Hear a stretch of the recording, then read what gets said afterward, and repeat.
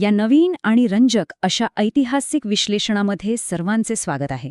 आज आपण अरबी समुद्रात घडलेल्या एका अत्यंत भव्य अशा सागरी बुद्धिबळाच्या डावाबद्दल बोलणार आहोत. 2 बलाढ्य नौदलांमधील हा एक ऐतिहासिक थरार होता आणि तो समजून घेणं खरोखरच खूप रंजक ठरणार आहे. चला तर मग लगेचच सुरुवात करूया. हा संघर्ष म्हणजे खरं तर 2 पूर्णपणे वेगवेगळ्या शक्तींची टक्कर होती. एका बाजूला होती ती सिद्धींची अमर्याद आणि अगदी भक्कम अशी ताकद, आणि त्यांच्यासमोर होतं ते मराठा नौदलाचं अत्यंत चपखळ आणि धैर्याचं उत्तर. समुद्रातल्या या वर्चस्वाच्या लढाईत सिद्धींच्या वाढत्या प्रभावाला आळा घालणं खूप गरजेचं झालं होतं, आणि त्यासाठीच एका अत्यंत धाडसी पावलाची गरज निर्माण झाली होती. तर आता हे जंजिराचं नेमकं मोठं आव्हान काय होतं ते थोडक्यात पाहूया.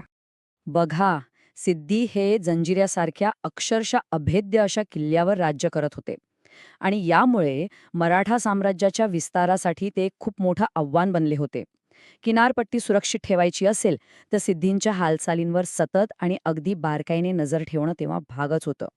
ऐतिहासिक दृष्टिकोनातून अगदी तटस्थपणे सांगायचं तर या संपूर्ण भागावर नियंत्रण मिळवणं हे तत्कालीन सत्तांसाठी अस्तित्वाचा आणि प्रतिष्ठेचा प्रश्न बनला होता.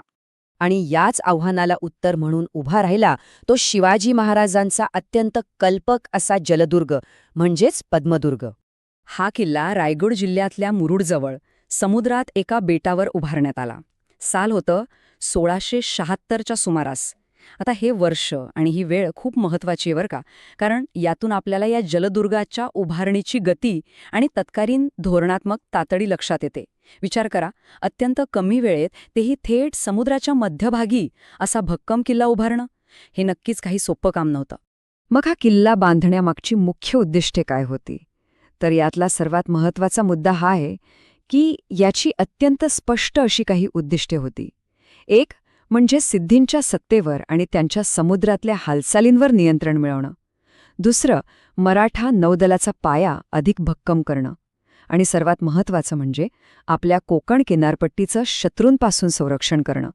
हा केवळ एक किल्ला नव्हता, तर अत्यंत नियोजनबद्ध असा प्रतिस्पर्धी तळ होता. आता आपण या किल्ल्याची अभेद्य रचना आणि स्थापत्यकला नेमकी कशी होती ते जाणून घेऊया. या किल्ल्याच्या संरक्षणाची व्यवस्था खरंच अत्यंत अचूक आणि मजबूत होती.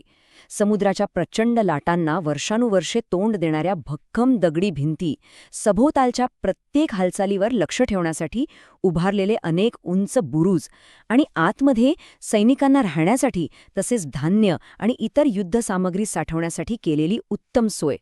भर समुद्रात एक स्वयंपूर्ण आणि सुरक्षित तळ कसा असावा ह्याचं हे एक अगदी उत्तम उदाहरण आहे. तसं पाहिलं तर या किल्ल्यात प्रवेश करणं ही काही साधीसुधी गोष्ट अजिबात नव्हती. तिथे पोचण्याचा एकमेव मार्ग म्हणजे बोट. समुद्राच्या बाजूने असलेल्या मुख्य प्रवेशद्वारापर्यंत बोटीने पोचायचं आणि तिथून पुढे एका अत्यंत कडक सुरक्षेच्या आणि मर्यादित प्रवेश असलेल्या भागातूनच आत जावं लागायचं. ही रचनाच मुळात शत्रूचे अनपेक्षित हल्ले जागेवरच परतवून लावण्यासाठी केली होती. पण या सगळ्यात एक अत्यंत रंजक गोष्ट दडलेली आहे. ती म्हणजे भर समुद्रातील गोड्या पाण्याचे रहस्य. साहजिकच आपल्या मनात हा प्रश्न नक्कीच येतो की आजूबाजूला सगळीकडे अथांग खारे पाणी असताना पिण्यास पूर्णपणे अयोग्य अशा या समुद्रात इतके सैन्य महिनोन्महिने या किल्ल्यावर तग कसे धरून राहायचे? पिण्याच्या पाण्याचे नेमके काय? तर याचं उत्तर दडलंय ते या जलदुर्गातील गोड्या पाण्याच्या टाक्यांमध्ये. किल्ल्याच्या आत अत्यंत कल्पकतेने पाण्याचे साठे निर्माण केले होते. खाऱ्या महासागराच्या अगदी मध्यभागी गोड्या पाण्याचा हा स्रोत म्हणजे त्या काळातील स्थापत्यशास्त्राचा आणि अभियांत्रिकीचा एक अद्भुत चमत्कारच होता. आणि याच कल्पक यंत्रणेमुळे किल्ल्यावरील सैन्याला खऱ्या अर्थाने जीवनदान मिळत असे. चला तर मग आता या किल्ल्याचं ऐतिहासिक आणि धोरणात्मक महत्त्व काय होतं ते समजून घेऊया. बघा, मुरुड, जंजिरा आणि पद्मदुर्ग, ज्याला कासा किल्ला असंही म्हणतात, हे केवळ 2 किल्ले नव्हते, तर ते एकमेकांचे सर्वात मोठे सामरिक प्रतिस्पर्धी होते. समुद्रातील प्रत्येक छोट्या मोठ्या हालचालीवर लक्ष ठेवण्यासाठी हे दोन्ही किल्ले कायमस्वरूपी एकमेकांसमोर एका खड्या संघर्षात उभे होते. काळाच्या ओघात या किल्ल्याचा इतिहास कसा बदलत गेला हे आपल्याला या कालरेषेवरून स्पष्ट होते. 1600च्या उत्तरार्धात हा मराठा नौदलाचा अत्यंत महत्त्वाचा तळ होता. नंतर 18व्या शतकात मुघलांच्या काळात याचं महत्त्व काहीसं कमी झालं आणि पुढे 19व्या शतकात भारतातील विस्तार पर्वादरम्यान हा किल्ला ब्रिटिश ईस्ट इंडिया कंपनीच्या नियंत्रणाखाली गेला. ऐतिहासिक सत्तांतराचा हा खरंच एक अत्यंत रंजक आलेख आहे. आणि आता आपण पाहूया पद्मदुर्ग एक ऐतिहासिक वारसा म्हणून कसा उभा आहे. आजच्या काळातही पद्मदुर्ग हा नौदलाच्या रणनीतीचा एक सर्वोत्कृष्ट नमुना मानला जातो.